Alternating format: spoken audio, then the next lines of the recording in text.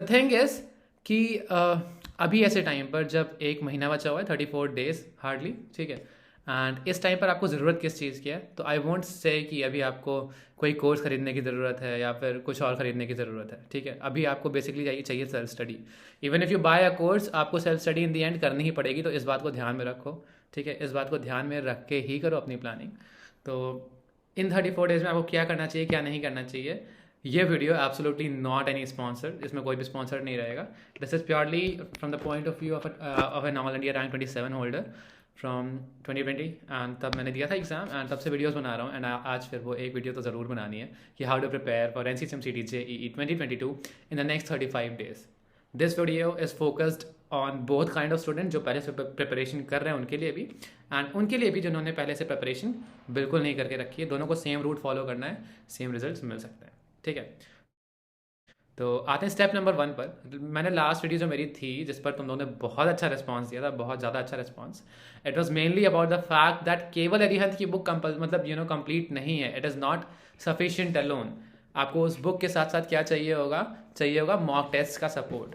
तो मैंने बोला था कि मैं कुछ बताऊंगा कि मॉक टेस्ट वगैरह कहाँ से लेना है, तो उसके लिए स्पेसिफिकली कोई वीडियो नहीं बना पाया हूँ।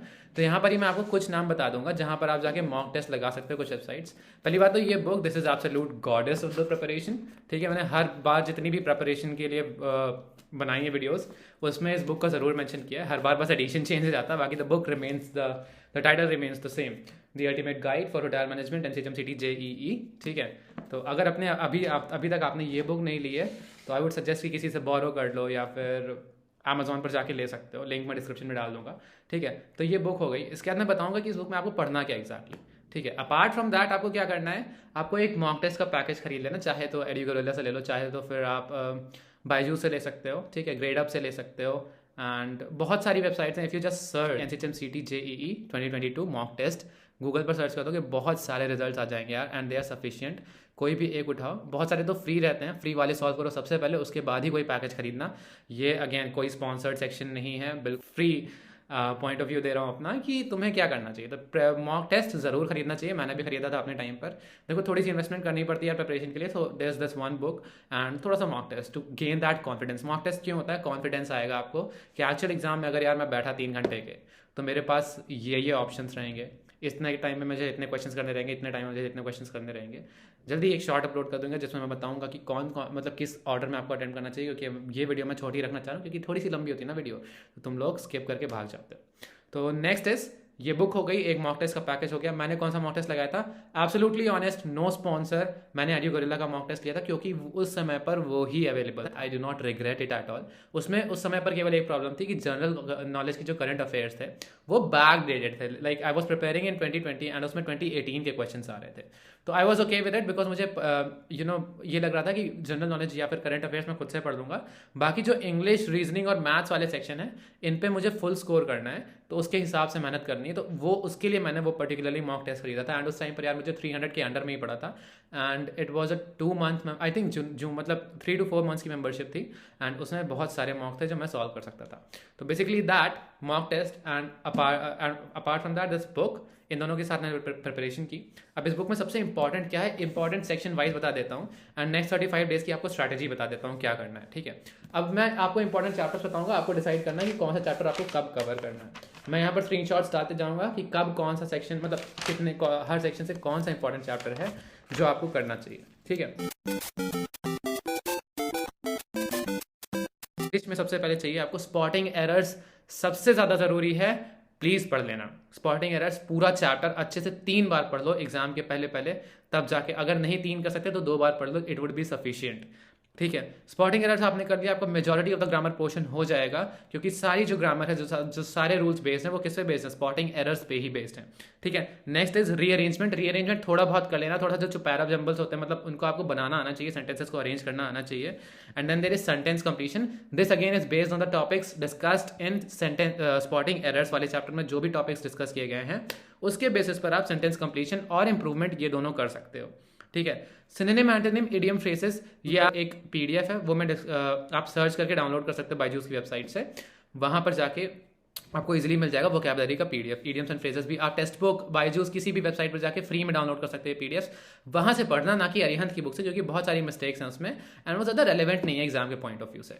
तो आई वुड सजेस्ट कि जो सिनोनिम एंटोनिम और इडियम्स एंड फ्रेजेस हैं वो वहाँ से पढ़ो, किसी भी ऑनलाइन सोर्स से, ठीक है। नेक्स्ट इज हमारा स्पेलिंग टेस्ट। स्पेलिंग टेस्ट बहुत कम आता है, बट या स्पेलिंग टेस्ट के जो क्वेश्चंस दे रखे हैं चैप्टर में उनको प्रैक्टिस कर लो, सिर्फ एक बार काफ़ी होगा, एक ही बार में बहुत ज़्यादा हेल्प मिल जाएगी तुम्हें, ठीक है। Next is one word substitution, ये पढ़ लेना अच्छे से, आ सकता है, ठीक है। एंड सिंगुलर एंड प्लूरल थोड़ा सा पढ़ना, एक बार रूल्स को पढ़ लोगे ज़्यादा कुछ समझ में आ जाएगा, बाकी इस रूल्स के बेसिस पर ज़्यादा कुछ नहीं होता। सिंगुलर एंड प्लूरल की नॉलेज होनी चाहिए, नाउन्स के बेसिस पर थोड़ा बहुत होता है, वो सब तुम एक बार पढ़ लोगे ज़्यादा समझ में आ जाएगा, ठीक है। एनालॉजी आपका रीजनिंग का चैप्टर है, वो आपको करने की जरूरत नहीं है इंग्लिश में, ठीक है। एंड क्लोज टेस्ट, तो cloze test and reading comprehension थोड़ा थोड़ा सा कर लेना, ठीक है, ज़्यादा करने की जरूरत नहीं है, बट या इतना कर लो कि तुम्हारा एक बेसिक आइडिया रहे, क्योंकि बहुत इजी लेवल के क्वेश्चन आएंगे, अभी से ही बता दे रहा हूँ। तो ज़्यादा उसके पीछे अपना टाइम वेस्ट करने की जरूरत नहीं है रीडिंग कॉम्प्रिहेंशन और क्लोज टेस्ट के पीछे।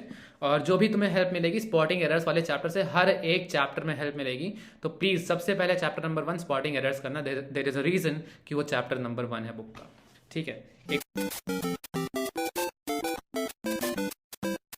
उसके बाद आपको करना है रीजनिंग में अल्फ़ाबेट टेस्ट कर लेना, क्लासिफिकेशन कर लेना, स्टेटमेंट एंड इट्स प्रोडक्ट भी ठीक है, ठीक है। रीजनिंग में मैं कहूँगा number series, coding decoding, please note कर लो यहाँ पर, number series, coding decoding and analogy test, yes, ये 3 chapters, and alphabet test 4, and number ranking time sequence 7th, ये भी कर लेना, एंड ब्लड रिलेशंस, ये बहुत इंपॉर्टेंट है। बाकी सब थोड़ा थोड़ा पढ़ लेना एंड या यू विल बी गुड, ठीक है। बाकी सब थोड़ा थोड़ा पढ़ना, बाकी इन चैप्टर्स पर स्पेशल फोकस डालना। नेक्स्ट इज न्यूमेरिकल एबिलिटी, यहाँ पर नंबर सिस्टम बहुत ज़्यादा इंपॉर्टेंट है, एलसीएम एचसीएफ बहुत ज़्यादा इंपॉर्टेंट है, and then there is simplification से 1-2 क्वेश्चन आते हैं बहुत ईजी लेवल के, तो अगर आपको बॉड मास रूल अच्छे से आता है तो आप कर सकते हो, ठीक है। फिर एवरेज के भी 1-2 क्वेश्चन आ सकते हैं, ठीक है, average is also important, and ages का 1-2 प्रॉब्लम आ सकता है, वैसे देयर इज लाइक बहुत कम चांसेस हैं, बट या चांसेस हैं। परसेंटेज के बेसिक क्वेश्चन आएंगे, तो अगेन केवल क्वेश्चन सॉल्व करना, चैप्टर पढ़ने की जरूरत नहीं है। एक्सरसाइज 1, हर एक चैप्टर की बस एक एक्सरसाइज 1 सॉल्व कर लो, एक्सरसाइज 2 सॉल्व करने की कोई भी ज़रूरत नहीं है, प्लीज़ ये नोट कर लो, पूरे वीडियो में लिख दूंगा मैं ये कि हर एक चैप्टर में केवल एक्सरसाइज 1 सॉल्व करनी है और 2 नहीं, ठीक है। इस बुक में तुमने देखा होगा, अगर तुम्हारे पास बुक है तुमको पता होगा कि 2 एक्सरसाइजेज हैं, एक्सरसाइज 1, एक्सरसाइज 2, सिर्फ 1 सॉल्व कर लेना, that is more than enough, ठीक है। Next profit loss ratio proportion कर लेना, वर्क एंड टाइम इतना इंपॉर्टेंट नहीं, बट कर लेना, तुम्हें कॉन्सेप्ट्स पता होने चाहिए। And then there is time speed distance, ये भी इंपॉर्टेंट है। तुम सोच रहे हो कि सब तो इंपॉर्टेंट, ये छोड़ना क्या है। Simple interest, compound interest and mensuration मत पढ़ना, तुम्हें ट्रायंगल रेक्टेंगल इन सबके एरिया के फॉर्मूला याद होंगे, वो कर लेना, बस इतना काफ़ी रहेगा, ठीक है। इतना हो गया तुम्हारा किसमें, न्यूमेरिकल एबिलिटी। मतलब आप देख लो 17 चैप्टर्स हैं, मैंने रिड्यूस करके कितना कर दिया, 10 चैप्टर्स में कर दिया, 70, एटलीस्ट 7 माइनस हो गए, तो अभी 34 डेज हैं, आप मुझे लगता है 10 चैप्टर्स कर सकते हो अलॉन्ग विद योर बोर्ड्स। थोड़ा थोड़ा करना है, ज़्यादा करने की जरूरत नहीं, मैंने बता दिया। एक्सरसाइज 2 नहीं करनी, सिर्फ एक्सरसाइज 1 करनी है। नेक्स्ट इज जनरल अवेयरनेस, कुछ मत पढ़ो प्लीज़, कुछ मत पढ़ना इस बुक से, एंड जो तुम्हारी जनरल अवेयरनेस अभी है उस पर रिलाई करो, ठीक है। अब जनरल अवेयरनेस अगर पढ़ने जाओगे डिस्ट्रैक्ट होगे, टेंशन लोगे, कोई फायदा नहीं है। मैं बस बता दे रहा हूँ बेसिक चीज़ें जो साइंस में तुमने पढ़ रखी होंगी, जैसे किसी साइंस को क्या कहते हैं, like the study of insect, study of birds and all, ये सारी चीज़ें आ सकती हैं जीएस में। और मैंने एक और वीडियो बनाई थी, मैं देखता हूँ अगर वहाँ से मुझे कुछ मिलता है तो वो टॉपिक्स मैं यहाँ पर फिर से डाल दूंगा, क्योंकि वो लास्ट ईयर की वीडियो थी एंड इस साल भी सेम चीज़ें ही दूंगा, बताऊंगा, बिकॉज वो एक जो ट्रेंड होता है वो सेम ही होता है। बाकी करंट अफेयर्स में जो बहुत बेसिक आउटलाइंस हैं वो पढ़ने की ज़रूरत है। And then there comes service sector aptitude. Service sector aptitude में क्या करना, यार मैं इतनी जल्दी बोल रहा हूँ, आई होप कि तुम लोग को समझ में आ रहा होगा। मतलब ये वीडियो को 1.5x भी करके नहीं देख सकते, इतनी जल्दी बोल रहा हूँ, शायद इसमें ही तुम्हें समझने में थोड़ी डिफिकल्टीज हो रही हो। बट या सर्विस एप्टीट्यूड में आपको क्या करना है, क्वेश्चन सॉल्व करना है, कुछ मत पढ़ो, उसमें जो सब्जेक्ट मैटर दिया वो पढ़ने की जरूरत नहीं है। सिर्फ जो क्वेश्चन दिए उनको सॉल्व करो, उनके आंसर्स देखो, आंसर से सीखो कि तुम गलती क्या कर रहे हो एंड तुम्हारा अप्रोच क्या होना चाहिए, बस वो सीखने की जरूरत है। And you be good in no time, I am telling you. अब तुम्हें करना क्या चाहिए अगले 34 दिनों में कि अब देखो स्ट्रैटेजी है कि 34 डेज में आपको ये करना है कि सपोज आप 34 डेज कितने 5 वीक्स हुए, if you manage to do 15 mock tests in the next 5 weeks, within the next 5 weeks, if you manage to do 15 mock tests, it will absolutely make you very well prepared for the exam. तो basically आपको 15 mock test करने हैं, तो मैं ये नहीं कहूँगा कि आप डेली बेसिस पर गोल करो कि नहीं यार आज तुम सुबह सो के उठे, तुमने प्लान किया आज एक मॉक टेस्ट कर लेते हैं, ठीक है, नो, डोंट डू दैट। आपका माइंड का ऐसी की तैसी हो जाएगी। जस्ट कीप अ सिंपल गोल, ठीक है।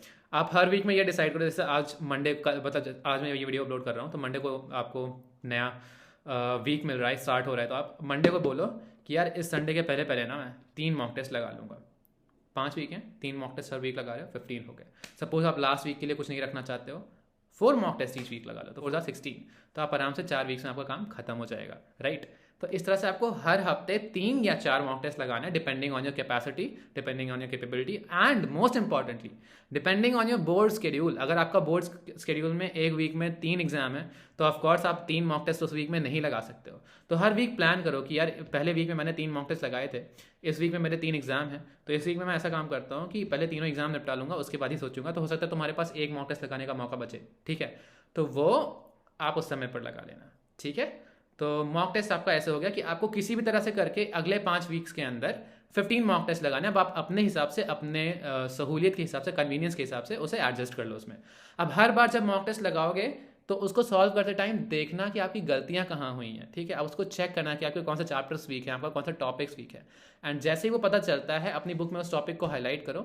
उस टॉपिक के बारे में कुछ भी मत पढ़ो, कुछ भी मत पढ़ो, क्वेश्चंस लगाना स्टार्ट कर दो एक्सरसाइज 1 के हर चैप्टर से। This is about maths, this is about English, this can be about anything, ठीक है। तो बेसिकली बस आपको इतना करना है and you will be good for your NCCT JEE 2022। यार इतना सही था इस वीडियो के लिए, एंड मैं भागता हूँ अपना जो दूसरे काम है उन्हें करने के लिए। एडिट करके जल्दी से जल्दी मैं पोस्ट कर दूंगा video. I hope you like the video. मैंने अभी तक कुछ नहीं बोला कभी लाइक शेयर सब्सक्राइब करने के बारे में इस वीडियो में, अब बोल रहा हूँ। अगर आपने यहाँ तक देखा है तो प्लीज़ वीडियो को लाइक करना, शेयर करना अपने फ्रेंड्स के साथ जिनको ज़रूरत है उसकी, एंड सब्सक्राइब कर दो इस चैनल को अगर आपको और भी ज़्यादा कॉन्टेंट चाहिए related to NCCT JEE। That is it from me, I am signing up for the day. Thank you so much.